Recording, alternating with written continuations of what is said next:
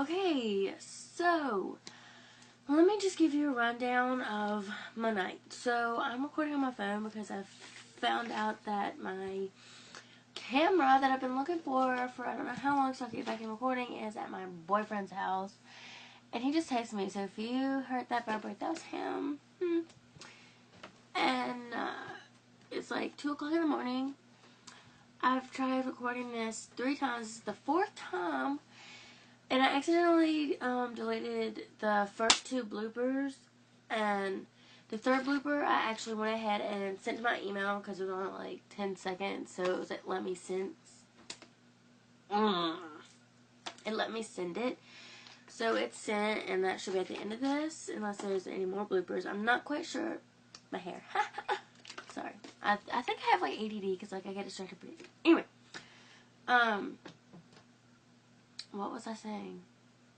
Oh my god. Oh, I can't remember what I was saying.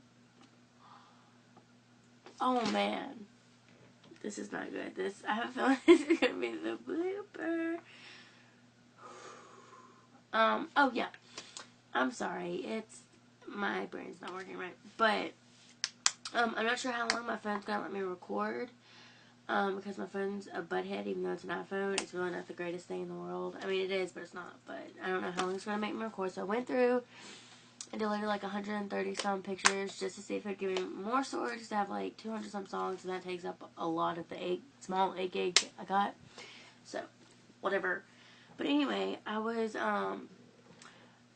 watching Bunny, which is Graveyard Girl, and Courtney with Court Leaks. I think that's how you say them. I'll link them below. I was watching a bunch of their videos, mainly on Court Leaks, her paranormal ones.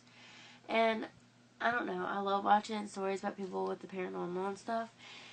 And I don't really experience paranormal stuff like that. I mean, I'm not gonna lie, that kind of stuff like kind of scares me, but I've never really experienced it. And I got to thinking, I was like, it'd be kind of cool to do one of these videos. And one of the stories personally happened to me, and another story happened to the same girl that's in the story with me a few weeks later than what happened with us. And the girls that it happened with, they swear up and down they don't remember this, but I remember it so clearly. Like, I don't know if they're just scared, they don't want to talk about it, or what, but I swear to you, it was not a dream. I can promise it was not a dream. I know it was real, whether people want to believe me or not. But this is my only paranormal experience, and probably one of my scariest paranormal experiences I've ever encountered. And oh crap, I'm gonna have to. Sorry, my phone was telling me I was on 20%. But I was younger. It was right around the time, I don't know if many of you have seen it, heard of it, know it. I'm assuming a lot of you do. Aquamarine, that's it. Aquamarine or Aquamarine? Something like that. It was when it had first came out on DVD. And this is how long ago it was. I'm not really quite sure how long ago it was. But we were younger. And it was the girl's birthday party. It was me, her, about 6 or 7, maybe less, maybe more. I don't know. 6 or 7 of us there at her birthday party. It was a sleepover. So she had her party, and it was late at night. Her and her parents had went out for dinner. Or they went out to do something. Maybe they were at the movies or something. But it was dark out. And the way her living room is, there's windows all around. And, I mean, it was dark. We couldn't really see out. And here's her living room. And then you walk through, like, a door that's in front of, like, where the TV and stuff's, like, right here in the corner. And, like, here's this. And, like, if you walk in front, it's kind of like a dining room. And then off to the side is, like, the kitchen. And then all that, the back door and all that back that way. Off to the left, well, this is my left, see, anyway. Off to the left is, you go, and then you turn left again, and you go down steps, and that's the front door. That's where the main 2 happen.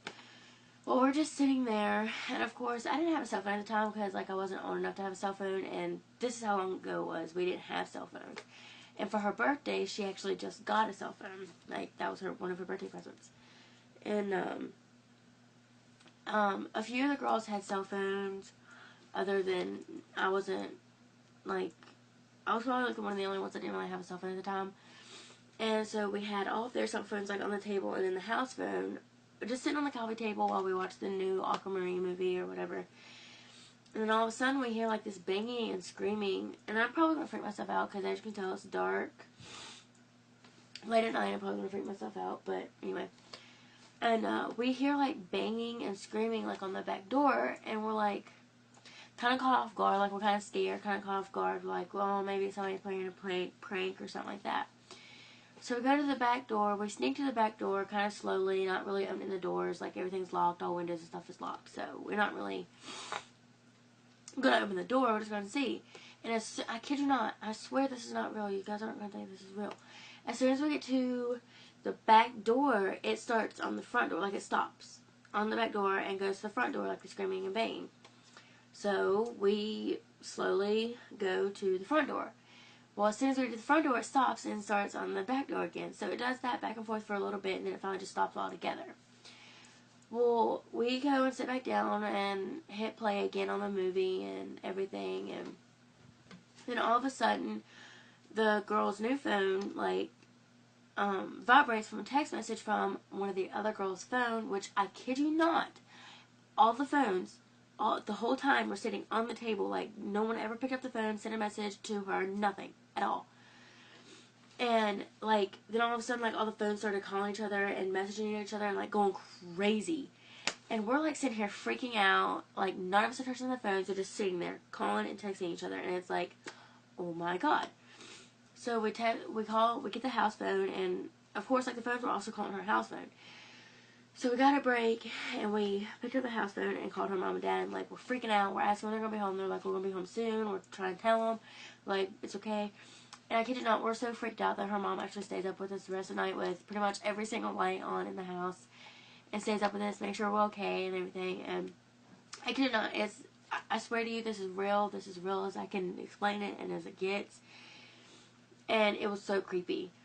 Like, it was so scary. I don't really think I've been in that house at night ever since then. And they've moved out of the house, but when they lived there, I was never in it at night ever again for a long period of time. It was seriously, it scared us half to death. And then the same girl that was having the birthday party, the house beside her was where her grandparents lived. Well, her grandfather had already passed away a while back. I'm not really sure when he passed away.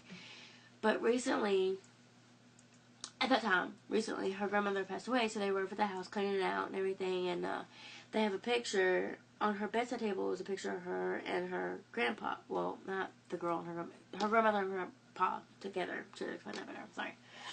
Together on the night table, and then like on this podium type thing, it was a huge, gigantic like Bible, and like all of a sudden, like nobody was touching the pictures, nobody touched the Bible or anything. Like all of a sudden, like the picture got knocked down and it shattered. And as they're picking that up, the Bible like gets picked up and like thrown like at the wall where they're standing. Like no one's at the Bible. And so she was telling me about it, and I think that's weird. Like she never really told me anything else other than that, but I'd heard about it. And I guess that's weird. So maybe she has more paranormal experiences than I do. I don't personally have paranormal experiences on a daily basis. And I'm thankful for that because it kind of scares me. And I'm kind of freaking myself out. Like, I'm trying not to overreact here. But that's one of the only main ones. And it scared me half to death. And I just really wanted to share it. Like, I kept thinking, like, maybe I shouldn't because maybe people aren't going to believe me, or the girls who were there, they deny it, don't remember it, and I know good and well it was not a dream. I know good and well it was not.